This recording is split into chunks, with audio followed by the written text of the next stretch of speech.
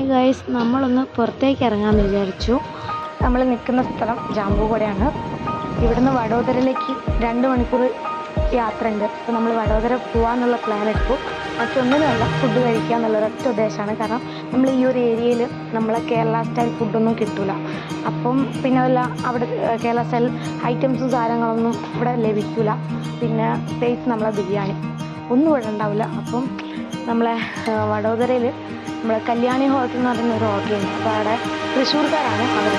അപ്പോൾ അവരുടെ ബിരിയാണിയാണ്. അപ്പം നമ്മളവിടെ പോയിട്ടാണ് സ്ഥിരമായിട്ട് കഴിക്കാറ്.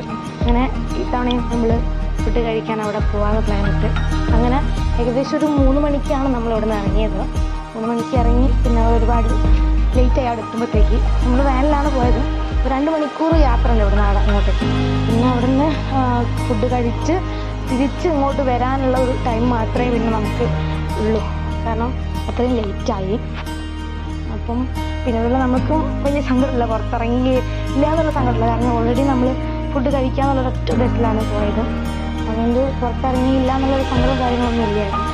അങ്ങനെ നമ്മൾ അവിടെ നിന്ന് ഫുഡ് കഴിച്ചു. പക്ഷേ ഫുഡ് കഴിക്കുന്നതോ ഹോട്ടലിൻ്റെ കാര്യങ്ങളോ ഒന്നും തന്നെ വീഡിയോയിലില്ല, അതെടുത്തില്ല. കാരണം ഇവിടുന്ന് ഫുഡ് കഴിക്കാണ്ടാണ് ഇറങ്ങിയത്. അവിടെ എത്തുമ്പോഴത്തേക്ക് പറയണ്ടല്ലോ, ഏകദേശം ഒരു വഴിയായി. പിന്നെ ഫുഡ് കഴിക്കാനുള്ള വെപ്രാളത്തിൽ നമ്മളൊന്നും നോക്കില്ല. അവിടെ എത്തി ബിരിയാണിൻ്റെ സ്മെല്ലൊക്കെ അങ്ങനെ അടിച്ചപ്പോൾ നമ്മൾ പോയി ബിരിയാണി കഴിക്കുക, തിരിച്ച് വരിക എന്നുള്ള ഒറ്റ ഇത് മാത്രമേ ഉണ്ടായിരുന്നുള്ളൂ.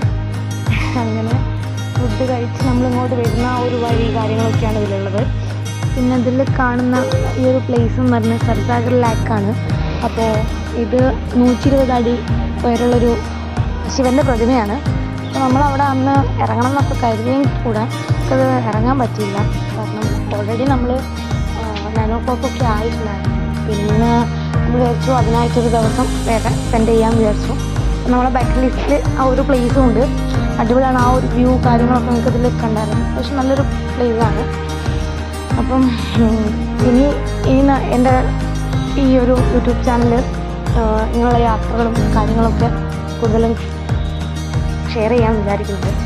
അപ്പോൾ വീഡിയോ ഇഷ്ടപ്പെട്ടാൽ ഷെയർ ചെയ്യുക, ലൈക്ക് ചെയ്യുക, സബ്സ്ക്രൈബ് ചെയ്യുക. Thank you.